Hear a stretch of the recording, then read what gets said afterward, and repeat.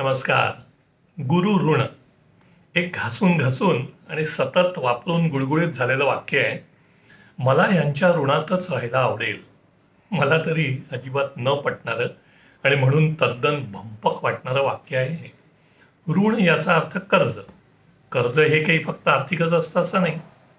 आणि कर्ज हे कुठलेही वाईटच असे कोकणस्थी संस्कार झाल्यामुळे असेल कदाचित. पण शक्यतो ऋण काढू नये आणि काढलं तर लवकरात लवकर फेडून मोकळं व्हावं असा माझा दृष्टिकोन. त्यामुळे ऋण काढून सणच काय पण काहीच करू नये असं वाटतं मला.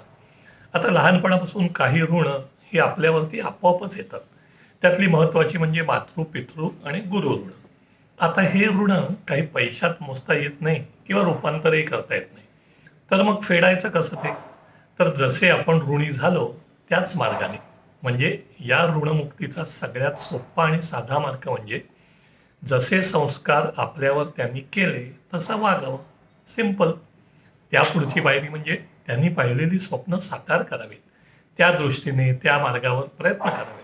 लादलेली नव्हेत बरं, तर पाहिलेली आणि अपुरी राहिलेली. माझं आमचं गुरु ऋण. आपण सगळ्यांना माहितीच आहे की सर हे माझे गुरु. सर अचानक गेले 2015 साली आणि खरंच त्याच्या विद्यार्थ्यांना तो धक्का होता. पण समाधानाची बाब म्हणजे आम्ही सगळेजण निदान प्रयत्न करतोय त्यांच्या मार्गावर चालण्याचा.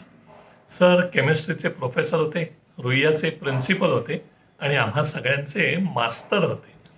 साने सरांविषयी खूपदा आणि खूप लिहिलंय मी. पण या लघुलेखाचा विषय ते नाहीच आहे ते त्यांचं ऋण आणि ते फेडण्याचा आम्ही करत असलेले प्रयत्न. सरांच्या मार्गदर्शनाखाली 130च्या वर विद्यार्थी संशोधन करून MSc PhD झाले. त्यांचं ऋण आम्हा सर्वांवर आहेच आणि राहीलही.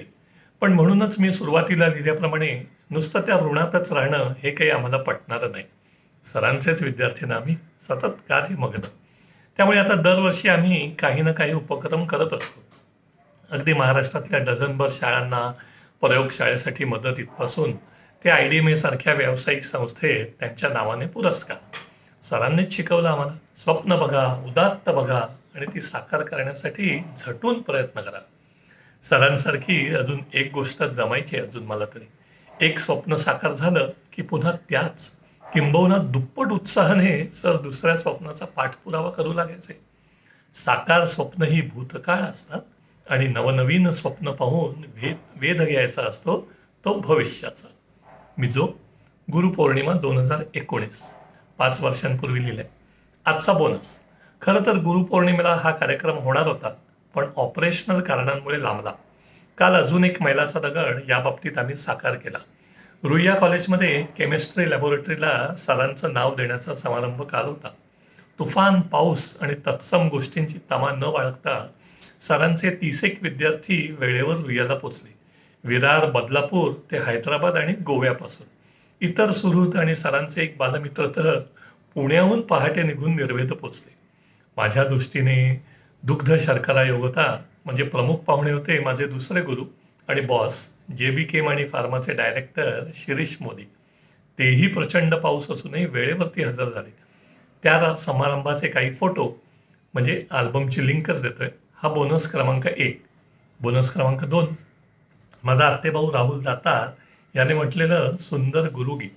राहुलनेही आवाज ठीक नसताना खास दिलाय बोनस. हे गाणं सुद्धा खास योग आहे. संगीत सुधीर फडके आणि गायलंय जितेंद्र अभिषेकी यांनी. मला तरी या संयोगाचं दुसरं गाणं माहिती नाही. गुरु एक जगी त्राता.